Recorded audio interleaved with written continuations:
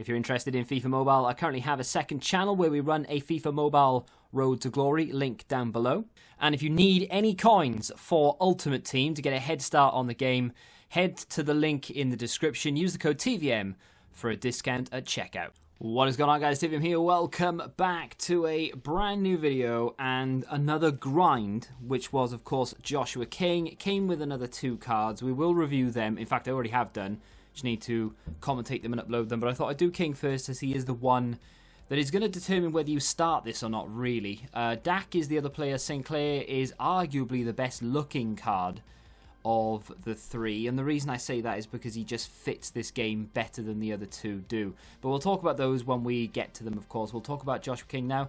4-star skills, 3-star weak foot, medium work rate, and of course he has a, well, average body type, but it's sort of leaning on the side of stocky. Now, I've got a Hawk Chem style on him, which is, I don't know, I mean, it's up to you, really. There's so many different Chem styles to use with this card.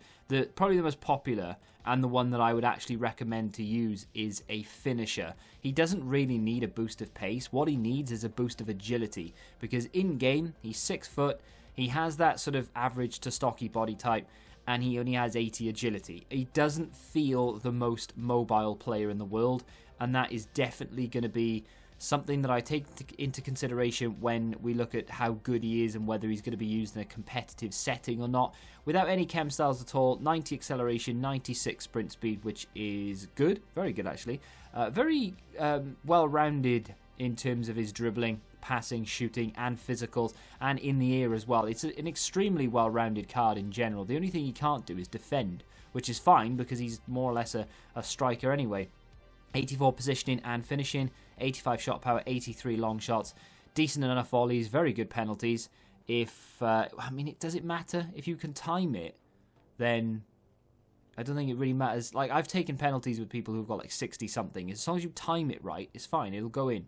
84 short passing, 81 vision, very good physicals across the board. Like I said, his jumping, not particularly great, and it was, of course, one of the reasons why the Hawk is a useful chem style. He wins every header for some reason. I don't know why. Every single corner I put into the box, he would get his head on it. Now, he didn't score any of them, but that's because I'm not very good at taking corners and manual heading and all the rest of it. The team I used him in, yes, I know, it's ridiculous. And the reason it's ridiculous is because of those lone icons. Were it not for those lone icons, it would not have been that easy at all to get him into a team.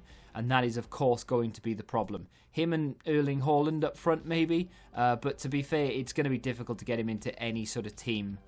You're just going to have to struggle through it, really, and either use him in objectives and link up those lone icons, or you're going to have to get creative, think outside the box a little bit. But if you're a fan of the Championship, this is definitely one that you'll be wanting to complete. Like, I really like what they do with these. They give them sort of slightly better than what they should do in terms of boosts. You know, this is an 84 rated card, but in actual fact, it's kind of like an 85, borderline 86 rated card. Lovely skills from him there, and then just the wrong shot type. Was it my fault? Was it his fault? Probably, I'm leaning on the side of yes, it was my fault, definitely, but you never know, you know. I'm highly critical of myself, but was it my fault? I don't know. He's very good at the sort of bridge skill move, which is just the double tap R1 or RB.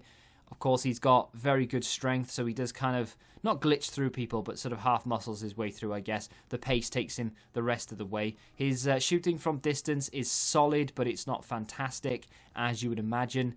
But it's close range where we need to really take a look at him. He started to score goals maybe into the second game. In here, very nice turn from him and gets taken down. This is his first goal, I think. We're like 2 or 3 games in. But we put it in the corner. 88 penalties, of course. And you time it green. And so long as you've got that target on the goal, more often than not anyway, you're going to score. And from there on, my opponent he made a sub, not replace the red card, but you know what I mean, replace the centre-back that got sent off. So he plugged the gap. He just didn't have anyone up front, so we were allowed to pressure constantly. But Yeah, that's when King started scoring goals, and from there on, in other games as well, he started scoring them for fun, and he's in there. Always look for that second pass when you're inside the area. It's not always going to be there, but if you can take another pass, if you can make another pass, if there's an option there for a pass, take it, because it just betters your angle, and that is something that I've learnt recently. You don't always need to burst into the penalty area and then go straight for goal. There's always another pass on. Lovely rainbow flick, gets in here, lovely side to side, and then gets it across for an easy finish for what was Sinclair's, 410th goal or something stupid like that. King in here again. Another shot that goes straight at the keeper, and then a rebound that really should have been put into the back of the net. My bad on that one. I'm not going to blame King for everything. There definitely were occasions where I could have chosen a different shot type. He does really well there and hits the outside of the post. There is a slight inconsistency.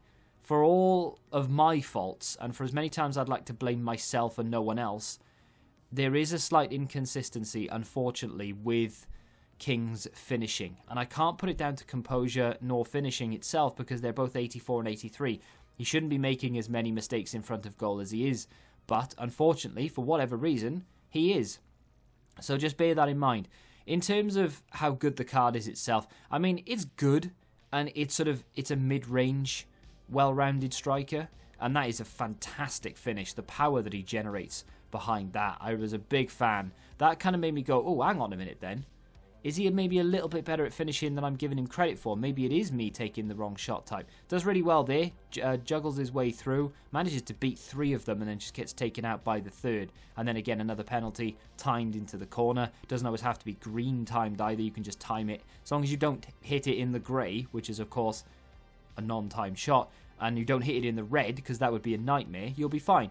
Lovely juggling inside the area here. The goalkeeper, for some reason, doesn't move. I would be absolutely livid if I was on the receiving end of that. Like, he wasn't the best at defending, don't get me wrong, but we've juggled our way in, and then we've lobbed the goalkeeper, but the goalkeeper could easily have got there. Doesn't move. Zidane then waits. There's the run from King.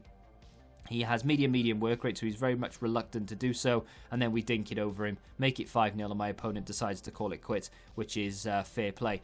The card itself is good, but the problem with it is it's 10 a penny. Now, there's just so many players out there that I'm not saying that match this, because there are so many players out there that are similar, but they don't have his strength, or they're similar, but they don't have his short passing ability, or they don't have his heading, or whatever. But the problem with it is it's very difficult to link, which isn't going to be something that I'm going to mark him down for. I've got it down in the cons as links, but I'm not really marking him down as that, because you do have 2 other players you can link into him. There are icon SBCs out there, and of course the whole point of these is so that you get a foundation of the championship down. Now all EA need to do is follow through with that and give decent informs and special items from these particular leagues. Unfortunately, I don't think they will. As you'll see in the top right, I've got it down as a fun player.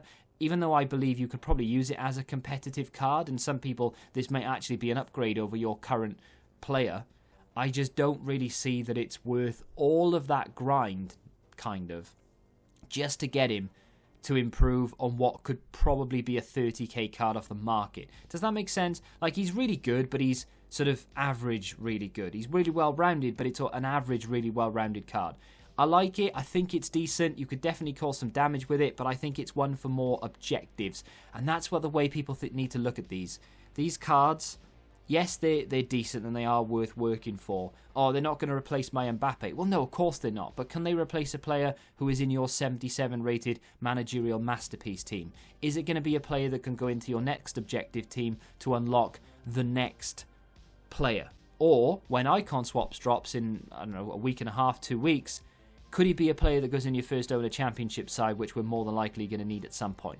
Those are the questions we need to ask ourselves. Value for time is 90. Reason for that is because when you unlock this, you unlock that Sinclair, and both of them together, definitely worth 15 games, in my opinion. If you have enjoyed this player review, hit the like button, subscribe to the channel for new, of course, and until the next time, goodbye. Join the Betting Rebellion and find out what your football knowledge is really worth.